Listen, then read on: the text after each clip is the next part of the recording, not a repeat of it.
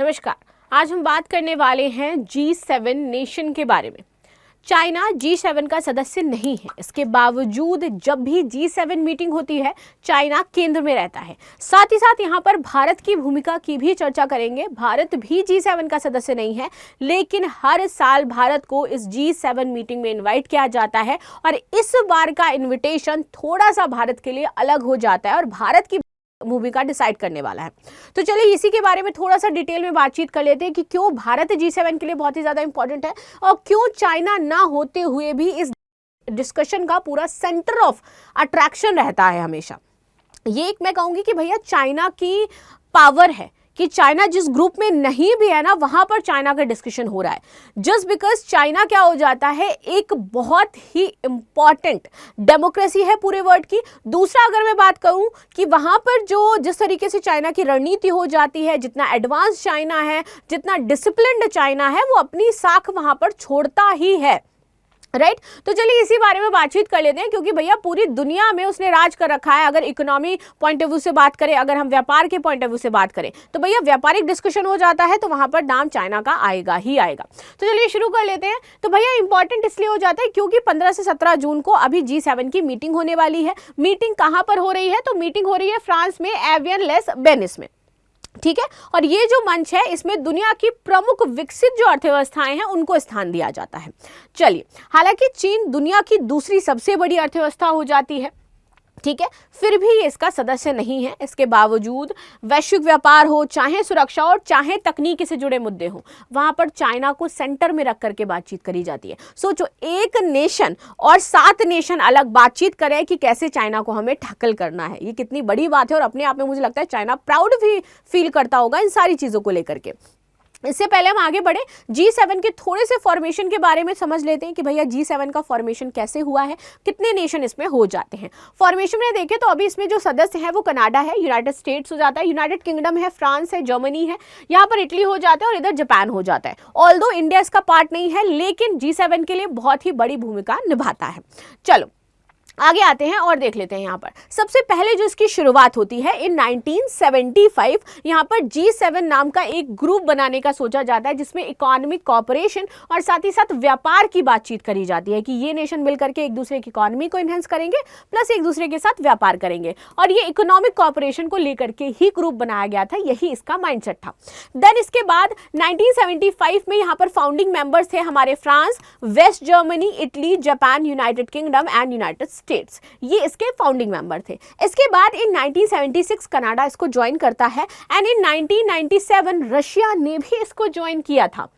लेकिन प्रॉब्लम कहाँ हुई कि रशिया को सस्पेंड कर दिया गया एंड रशिया जो है इसकी मेंबरशिप खत्म कर दी गई due to crime and the kind of कुछ इस पे लगाए गए थे आरोप कि भैया रशिया इस तरीके से काम कर रहा है ऐसा। बिकॉज यूएस की एंट्री हुई तो ऑफकोर्स रशिया का एग्जिट होना तय था, तो इसलिए रशिया उससे हट गया यहाँ पर। अब देखो, main purpose of the G7 purpose यही है कि coordination for the global economic stability.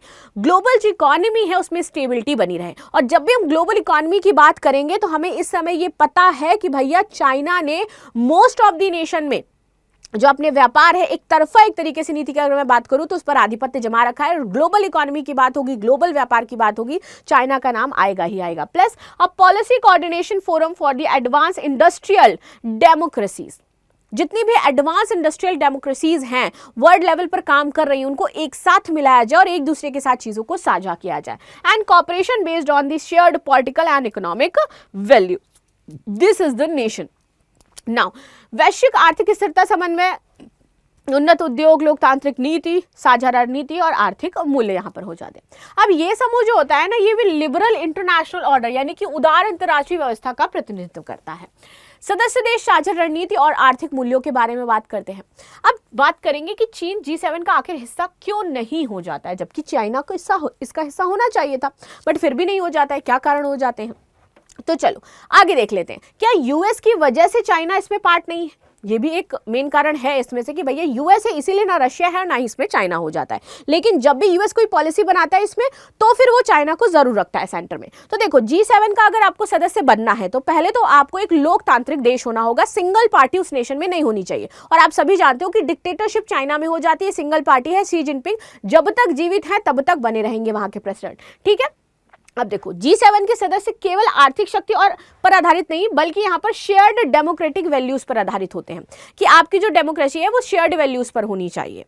ये इसका मेन मोटिव था। अगर हम चाइना के इतिहास की बात करें तो जब G7 का गठन हुआ था ना 1975 तो अपेक्षाकृत नॉर्थ कोरिया जैसा ही आपको चाइना देखने को मिलेगा, इसीलिए नॉर्थ कोरिया और चाइना की आपस में बनती भी है और इसलिए व्यापार नॉर्थ कोरिया मोस्टली चाइना के साथ ही करता है। ये पूरी तरीके से क्लोज इकोनॉमी के तौर पर था और किसी के भी साथ भी अपनी अर्थव्यवस्था को साझा नहीं कर रहा था। तो उस समय ये वो फुलफिल क्राइटेरिया कर ही नहीं पा रहा था कि उसको G7 का सदस्य बनना है ना।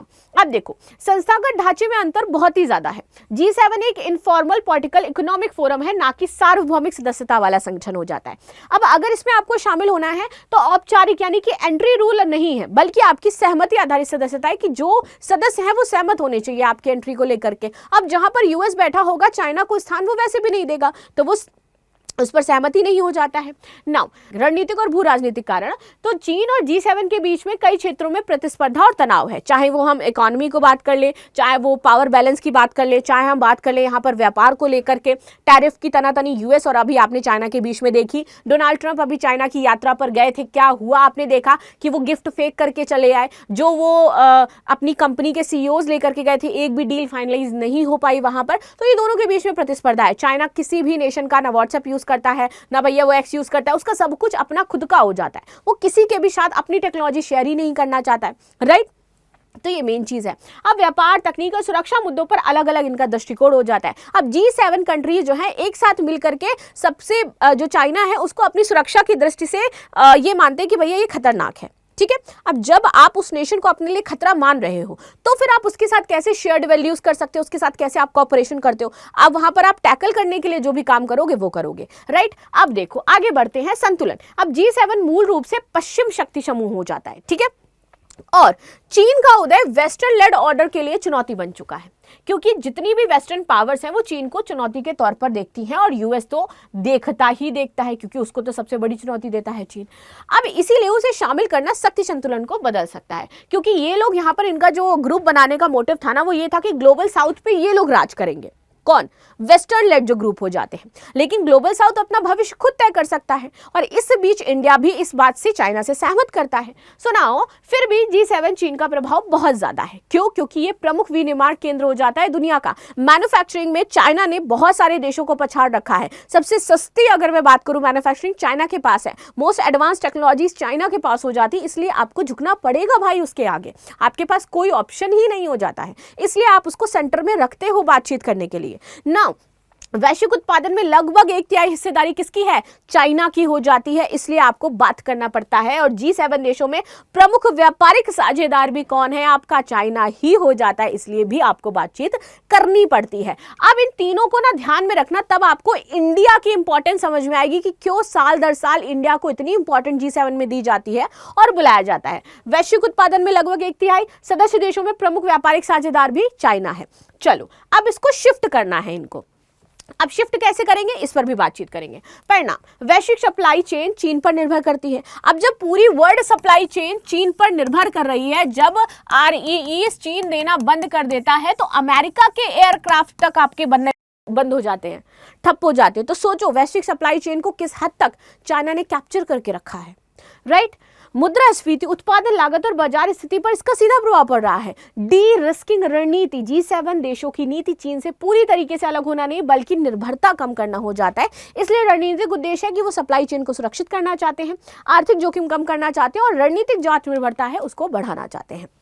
नाउ सुरक्षा और भू राजनीतिक प्रभाव कि भैया ताइवान स्ट्रेट मेन मुद्दा है। ताइवान पर अगर वो किसी भी प्रकार से कब्जा करते हैं या ताइवान को किसी प्रकार से कैप्चर करते हैं तो ताइवान दुनिया के बेस्ट सेमीकंडक्टर्स बनाता है, पूरी दुनिया में उसकी सप्लाई हो रही है, वो इरप्ट होगी। प्लस यहाँ पर जो अशांति होगी वो तो होगी ही, प्लस ये साउथ चाइना सी वाला जो पूरा रीजन हो जाता है, इसमें बहुत सारे छोटे छोटे आइलैंड है जिस पर चाइना अपना दावा करता रहता है, यानी कि विश्व में शांति के लिए भी यहाँ पर बहुत बड़ी समस्या है। दक्षिण चीन सागर विवाद, यही जो मैंने आपको बताया, जहाँ पर China Taiwan, Philippines, Vietnam, Malaysia और ब्रुनेई सब में। इनके छोटे छोटे आइलैंड साउथ चाइना सी में है, तो ये कहते हैं ये सारे आइलैंड मेरे हो जाते हैं भैया।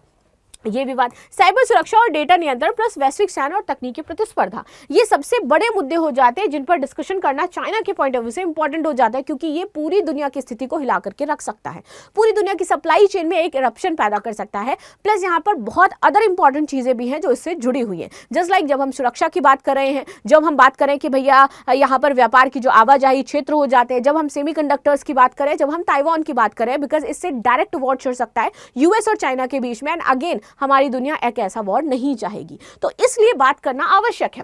तकनीक और भविष्य की अर्थव्यवस्था में भूमिका हो जाती है, because EV battery, solar panel, semiconductor supply chain, critical mineral नियंत्रण, ये सारा कुछ तो हाथ में हो जाता है भाई।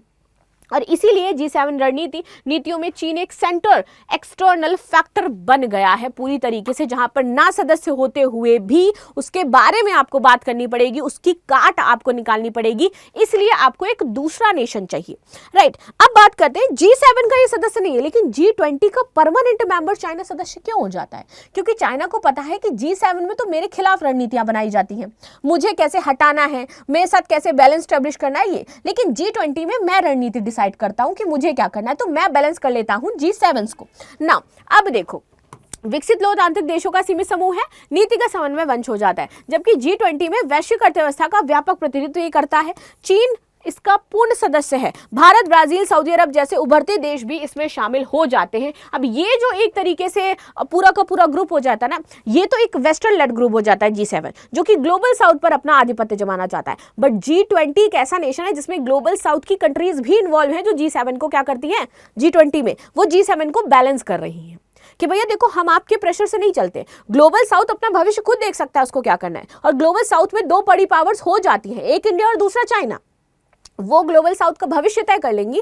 आप अपने जो वेस्टर्न लेड ग्रुप है ना उसको चलाओ और उसका भविष्य देखो, यहां पर घुसने का आप ट्राई मत करो, राइट। नाउ अब देखो G7 भारत को बार बार क्यों बुलाता है? कुछ भी हो, कोई भी मीटिंग हो, G7 में हमेशा इंडिया को बुलाया जाता है और इस बार भी इंडिया को इन्वाइट किया गया है। इससे स्पष्ट होता है कि भारत अब केवल अतिथि देश नहीं है, बल्कि G7 के लिए एक महत्वपूर्ण साझेदार बन चुका है। तो आपको सरप्राइज नहीं होना है कि अगर इंडिया G7 में एंट्री ले ले या G7 का सदस्य बन जाए। अब देखो यहाँ पर G7 कंट्रीज इंडिया को इसलिए नहीं बुलाती हैं कि उनको चाइना को टैकल करना है, ये तो एक रीजन है ही, इसलिए भी बुलाती है क्योंकि भारत की जो स्ट्रैटेजिक लोकेशन हो जाती है ना, जो इंडियन ओशियन हो जाता है ना, वो बहुत ही ज्यादा जरूरी है इन नेशंस के लिए भी, इसलिए भी इंडिया को बुलाया जाता है। नाउ अब देखो समझते हैं इसमें 2012 में पहली बार हमारे भारतीय प्रधानमंत्री शामिल हुए थे G7 में। अभी तक इतिहास में कब कब बुलाया गया है, कौन कौन से बार बुलाया गया, कितने कितने प्रधानमंत्री हमारे जा चुके हैं, ये भी एक ओवरव्यू ले लेते हैं, थोड़ा सा हिस्ट्री देख लेते हैं। तो 2003 में अटल बिहारी वाजपेयी हमारे, फिर मनमोहन सिंह 5, 6, 7, 8, 9 में गए, फिर 19, 21, 22, 23, 24, 25, मतलब हर साल बुलाया जाता है, हर साल। और तब से हमारे नरेंद्र मोदी जी जा रहे हैं।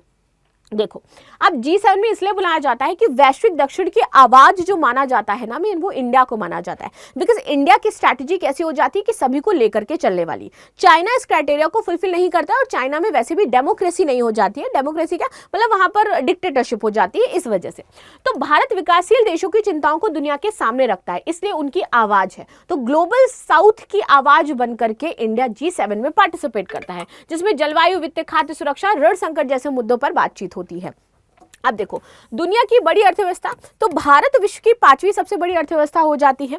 सबसे अधिक जनसंख्या वाला देश होने के कारण वैश्विक बाजार में इसकी बड़ी डिमांड है। तो भारत जो इसमें बुलाया जाता है ना, वो अपनी जनसंख्या के कारण बनाया जाता है, क्योंकि इन नेशंस की एक बड़ी मार्केट इंडिया में क्रिएट हो सकती है। नाउ चीन +1 रणनीति ये सबसे अहम है, इसलिए इंडिया को ज्यादा पूछा जाता है। कई देश चीन पर निर्भरता कम करना चाहते हैं, तो उनको एक दूसरा मार्केट चाहिए और वो मार्केट उतना ही बड़ा होना चाहिए जितना चीन का मार्केट है। तो ऑफ कोर्स उनको और कौन मिलेगा ग्लोबल साउथ में, दैट इज इंडिया, बिकॉज अपनी पॉपुलेशन के लिए जाना जाता है। उनको लगता है बड़ा मार्केट है, ज्यादा पैसा कमाया जा सकता है यहाँ से। और अभी तो डोनाल्ड ट्रंप ने एक स्टेटमेंट भी दिया था कि भैया हम इंडिया से बहुत मोटा पैसा कमा रहे हैं। नाउ वैश्विक सप्लाई चेन में प्रमुख केंद्र सेमीकंडक्टर, इलेक्ट्रॉनिक, हरित ऊर्जा और महत्वपूर्ण खनिजों की आपूर्ति श्रृंखलाओं में भारत की भूमिका बढ़ रही है। रणनीतिक और भू राजनीतिक महत्व की अगर हम बात करें तो हिंद प्रशांत क्षेत्र में भारत एक महत्वपूर्ण शक्ति है। भारत लोकतांत्रिक मूल्यों और नियम आधारित अंतर्राष्ट्रीय व्यवस्था का समर्थन करता है। अब ये जो चाइना +1 रणनीति है, आखिर ये क्या हो जाती है? तो देखो जिसके तहत कंपनियां केवल चीन पर निर्भर नहीं रहेंगी, वो अगर अपना एक सेंटर चाइना में डाल रही हैं तो एक अल्टरनेटिव सेंटर वो इंडिया में भी डालेंगी। ठीक है, वहां पर भी उत्पादन करेंगी, वहां पर भी उनको सस्ते लेबर मिल जाएंगे। तो निर्भरता यानी कि चाइना से शिफ्ट होकर के एक दूसरा नेशन है, अल्टरनेटिव नेशन हमारे पास है, विच इज इंडिया। इसलिए अल्टरनेटिव नेशंस के तौर पर यहाँ पर इंडिया को रखा जाता है। इससे होता क्या है कि आपूर्ति श्रृंखला का जोखिम कम रहेगा, प्लस व्यापारिक और भू राजनीतिक अनिश्चितताओं के बीच भी सप्लाई जारी रहेगी, उत्पादन में विविधीकरण यहाँ पर आएगा। भारत को लाभ होगा कि भैया उसके पास फॉरेन जो डायरेक्ट इन्वेस्टमेंट है वो आ जाएगा, विनिर्माण क्षेत्र का विस्तार होगा, रोजगार का सृजन हमें चाहिए और वैश्विक आपूर्ति श्रृंखला में भारत की स्थिति मजबूत होगी। इस वजह से G7 में इंडिया इंपॉर्टेंट हो जाता है, इस वजह से चाइना हमेशा सेंटर में रहता है और जो ग्लोबल साउथ का माइंडसेट है वो भी यहाँ पर कंपैरेबल हो जाता है। नाउ आपकी क्या राय हो जाती है इसको लेकर के जरूर बताइएगा। लास्ट में क्वेश्चन है, G7 का गठन मुख्यतः किस वैश्विक संकट की पृष्ठभूमि में हुआ है। लास्ट में आपके लिए एक इंपॉर्टेंट चीज भी है कि भैया यूपीएससी जीएस फाउंडेशन बैच, हमारा हाइब्रिड बैच शुरू हो रहा है प्रयागराज और दिल्ली में। ये हमारे नंबर है और वेबसाइट है, यहाँ पर जाकर के आप फुल जानकारी ले सकते हैं। मिलते हैं नेक्स्ट क्लास में, तब तक के लिए धन्यवाद। लाइक शेयर सब्सक्राइब करना बिल्कुल भी ना भूलें and thank you so much.